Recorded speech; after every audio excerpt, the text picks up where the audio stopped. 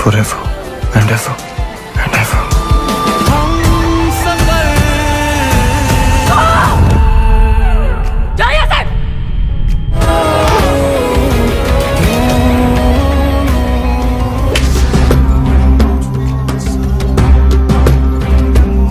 तो आपने आहान पांडे और अनीत पद्दा की न्यू मूवी सैयारा को तो देख ही चुके होंगे, और अगर आपने अभी तक इसे नहीं देखा है और अगर आपको आशिकी 2, एक विलन, धड़क और सनम तेरी कसम जैसी फिल्में देखना पसंद है तो आपको ये मूवी एक बार जरूर देखना चाहिए, क्योंकि ये मूवी आपको वही सेम थिंग फीलिंग करवाएगी जो आपको इन सब फिल्मों को देखते टाइम हुआ था, जिसमें हमें एक स्ट्रगलिंग सिंगर क्रिश कपूर की कहानी को दिखाया जाता है जो अपनी आवाज की दम पर अपनी पहचान बनाना चाहता है।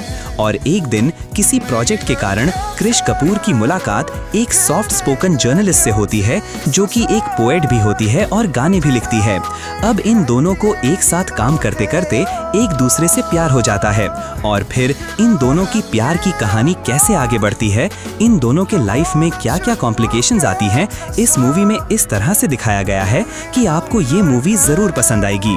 बाकी आज मैं आपको इस वीडियो में इस मूवी के कुछ बिहाइंड द सीन्स और इसके कुछ इंटरेस्टिंग फैक्ट्स के बारे में बताने वाला हूं जिसे शायद आप नहीं जानते होंगे। सो ये वीडियो बहुत ही इंटरेस्टिंग होने वाला है। आपसे रिक्वेस्ट है कि आप इस वीडियो को अंत तक जरूर देखिए। क्रिश कपूर, आज के बाद ये नाम नहीं भूला।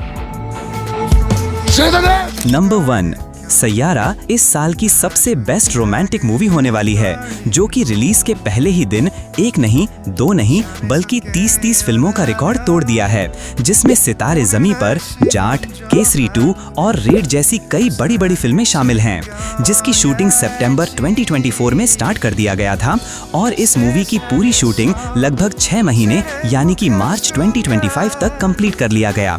जैसा कि आप इस सीन में देख सकते हैं कि कैसे सब लोग इस मूवी के क्लाइमैक्स वाले सीन की शूटिंग कंप्लीट करने के बाद सैयारा सॉन्ग पर मस्ती कर रहे हैं।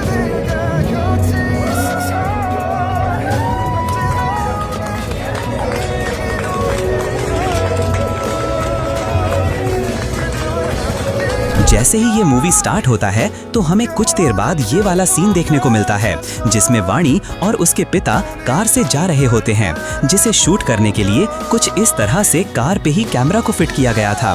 फिर इसके जस्ट बाद इसी सीन में आहान पांडे को बाइक पे सिगरेट पीते हुए दिखाया जाता है, और आप यहाँ पे देख सकते हैं कि कैसे इस फिल्म के स्टंट डायरेक्टर एक्टर को उनके इस सीन को करने के लिए समझा रहे हैं। हालांकि जहाँ पे भी ये बाइक को बहुत स्पीड में चलाने वाला सीन था, उसके क्लोजअप शॉट्स के लिए तो आहान पांडे से ही शूट कराया गया, लेकिन जिस भी बाइक सीन में हमें आहान पांडे का चेहरा नहीं दिखता है, उस सीन को आहान पांडे के इस बॉडी डबल से शूट कराया गया था। और फिर इसके बाद हमें इस मूवी का फर्स्ट सॉन्ग एक धुन सुनने को मिलता है, जिसका कॉम्पोजिशन मिथुन शर्मा ने किया है, और इस गाने को अरिजीत सिंह ने गाया है, जिसे आप यहाँ पे शूट होते देख सकते हैं कि कैसे इसकी शूटिंग के लिए मेकर्स ने रियल में आर्टिफिशियल बारिश करवाई थी।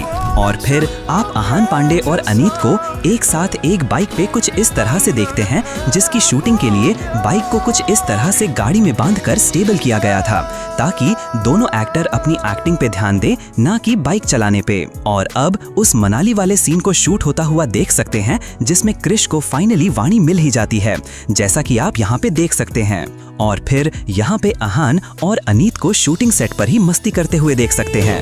आजकल तेरे मेरे प्यार के चर्चे हर ज़बानी पर। नंबर 2, जैसा कि हम सब जानते हैं कि बॉलीवुड इंडस्ट्री रीमेक फिल्में बनाने में काफी इंटरेस्टेड रहती है, क्योंकि उनको एक हिट फिल्म और उसकी स्टोरी बनी बनाई मिल जाती है। बस उसमें एक्टर्स को रिप्लेस करके थोड़े बहुत चेंजेस करके फिल्में बनानी होती हैं और पैसे कमाने होते हैं।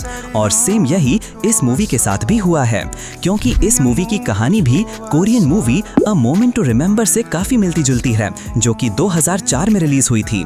जैसे कि सैयारा में लीड एक्टर यानी कि आहान पांडे एक स्ट्रगलिंग सिंगर होता है जो अपनी आवाज की दम पर कुछ करना चाहता है, तो वही अ मोमेंट टू रिमेंबर में लीड एक्टर स्ट्रगलिंग कारपेंटर होता है जो एक सक्सेसफुल आर्किटेक्चर बनना चाहता है। और इन दोनों फिल्मों में लीड एक्ट्रेस को वही सेम बीमारी होती है, यानी कि भूलने की। यहाँ तक कि इन दोनों फिल्मों में लीड एक्ट्रेस की बैक स्टोरी भी सेम ही है। जैसे कि सैयारा में वाणी का बॉयफ्रेंड कोर्ट में शादी करने के लिए नहीं पहुंचता है, और एक दिन दिन अचानक से वो उसकी कंपनी में उसका बॉस बन के आ जाता है जिसमें वो काम करती है। तो वही इस मूवी में भी लीड एक्ट्रेस अपने बॉयफ्रेंड से शादी करने के लिए अपने घर से भागकर रेलवे स्टेशन पर इंतजार कर रही होती है, पर इसमें भी इसका बॉयफ्रेंड रेलवे स्टेशन पर नहीं आता है। और सेम उसी तरह एक दिन इसका भी बॉयफ्रेंड उसकी कंपनी में आ जाता है और उसे समझाने की कोशिश करता है, मगर इस फिल्म के मेकर्स का कहना है कि इस फिल्म की कहानी पूरी तरह से ओरिजिनल है, ये मूवी किसी मूवी का रीमेक नहीं है। बाकी अगर आपने इन दोनों मूवी को देखा है तो आपको क्या लगता है, आप मुझे कमेंट में जरूर बताएं।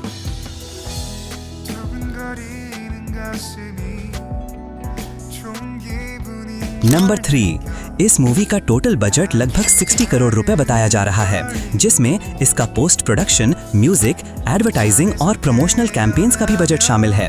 और इस मूवी ने 3 दिनों में ही लगभग 83 करोड़ की कमाई कर चुका है। और जिस तरह से इस मूवी की हाइप बनी हुई है और लोगों को पसंद आ रही है, उस हिसाब से ये मूवी बहुत जल्द ही 150 से 200 करोड़ इजीली कमा लेगी। पर क्या आप जानते हैं कि इस मूवी में काम करने के लिए इसके लीड एक्टर्स ने कितने पैसे लिए हैं?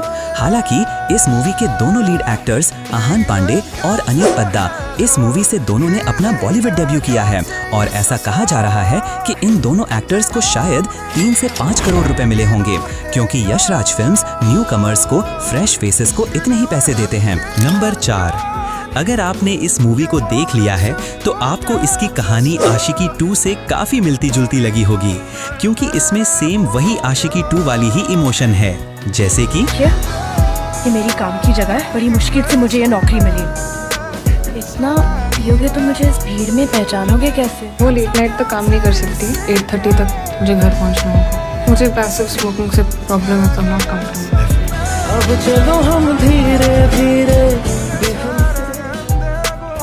जब इस फिल्म की स्क्रिप्ट लिखी जा रही थी तो स्टार्टिंग में इसे आशिकी 3 नाम दिया गया था और इसको लेकर सारी तैयारियां भी हो गई थी और आशिकी 3 नाम से इस मूवी का अनाउंसमेंट भी होने वाला था। बट अनफॉर्चुनेटली उसी टाइम किसी बात पर मुकेश भट्ट और भूषण कुमार के बीच बहस हो गई और ये फिल्म आशिकी 3 के नाम से नहीं बन पाई, क्योंकि 1990 वाली आशिकी फिल्म को महेश भट्ट ने डायरेक्ट किया था और भूषण कुमार के फादर गुलशन कुमार ने प्रोड्यूस किया था। और 2013 वाले आशिकी 2, जिसमें आदित्य रॉय कपूर और श्रद्धा कपूर लीड रोल में थे, इसको मोहित सूरी ने डायरेक्ट किया था और T series and Bhatt camps ने प्रोड्यूस किया था। और ये आगे चलकर आशिकी 3 भी बनाने वाले थे, लेकिन इन दोनों के बीच बात नहीं बनी। और फिर बाद में मोहित सूरी ने इस मूवी की कहानी को आदित्य चोपड़ा को सुनाया और वे इस मूवी को बनाने के लिए तैयार हो गए और मूवी का टाइटल आशिकी 3 से बदलकर सैयारा कर दिया गया। उसके बाद ये नाम नहीं भूलना। नंबर 5, ये फिल्म बॉक्स ऑफिस पर धमाल मचा रही है और ऐसा लग रहा है कि आहान पांडे इस रोल के लिए परफेक्ट हैं। लेकिन आप ये जानकर चौंक जाएंगे कि इस फिल्म के डायरेक्टर मोहित सूरी इस मूवी में आहान पांडे को कास्ट नहीं करना चाहते थे। वे इस फिल्म को किसी बड़े स्टार कास्ट के साथ बनाना चाहते थे, बट इस फिल्म के प्रोड्यूसर आदित्य चोपड़ा ने उन्हें इस फिल्म को न्यू कमर्स के साथ बनाने की सलाह दी और तब इन्होंने आहान पांडे का ऑडिशन लिया और वे मोहित सूरी को स्वीट और तमीज़दार लगे और उन्होंने ये डिसाइड कर लिया कि वे इस फिल्म में कृष कपूर के रोल के लिए फिट नहीं हैं। लेकिन एक रात मोहित सूरी और आहान पांडे दोबारा मिले और काफ़ी देर रात तक इन दोनों के बीच में एक क्लब में डिस्कशन चला और फिर इसके बाद ही मोहित सूरी ने इस मूवी में आहान पांडे को कृष कपूर के लिए साइन कर लिया। और वाणी के रोल के लिए मेकर्स एक ऐसी लड़की की तलाश कर रहे थे जो अपने फेस के साथ किसी भी तरह का कॉस्मेटिकली बदलाव न करवाई हो, यानी कि प्लास्टिक सर्जरी वगैरह न करवाई हो। और कई एक्ट्रेस को रिजेक्ट करने के बाद फाइनली मेकर्स ने अनीत पद्दा को वाणी के रोल के लिए फाइनल कर लिया। नंबर 6, मुझे ऐसा लगता है कि चाहे आपको लव स्टोरी मूवी पसंद हो या ना हो, लेकिन फिर भी आपको ये फिल्म एक बार जरूर देखना चाहिए, क्योंकि ये मूवी आपके पैसे को वेस्ट नहीं जाने देगी। अगर आप इस मूवी के स्टोरी से अपने आप को कनेक्ट कर पाते हो तो आप इसके हर मोमेंट को एंजॉय करोगे और आप भी ये सब करने पे मजबूर हो जाओगे जो कि ये लोग कर रहे हैं।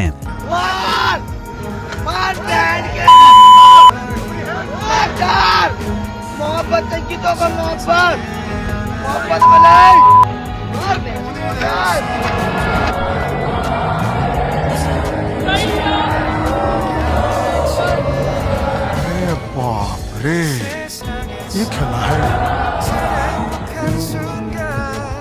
अरे बाप रे बाप। और अब इस चच्चा को देखिए जो इस मूवी से ऐसे कनेक्ट हो गए हैं कि ये अपनी पलकें भी नहीं झपका रहे हैं। और अगर फिर भी आप इस मूवी की स्टोरी से अपने आप को कनेक्ट नहीं कर पाते हो तो आपको उन्हीं सब के एक्शन और रिएक्शन को देखकर बहुत मजा आएगा जिन्हें ये फिल्म उनके दिल पे लगी है।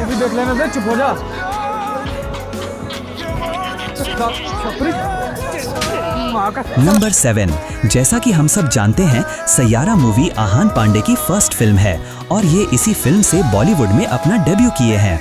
पर आप ये जानकर चौंक जाएंगे कि इनका डेब्यू इससे पहले ही एक सुपर हीरो वाली फिल्म से होने वाला था जिसमें आहान पांडे एक सुपर हीरो का रोल करने वाले थे और अजय देवगन विलन का रोल करने वाले थे।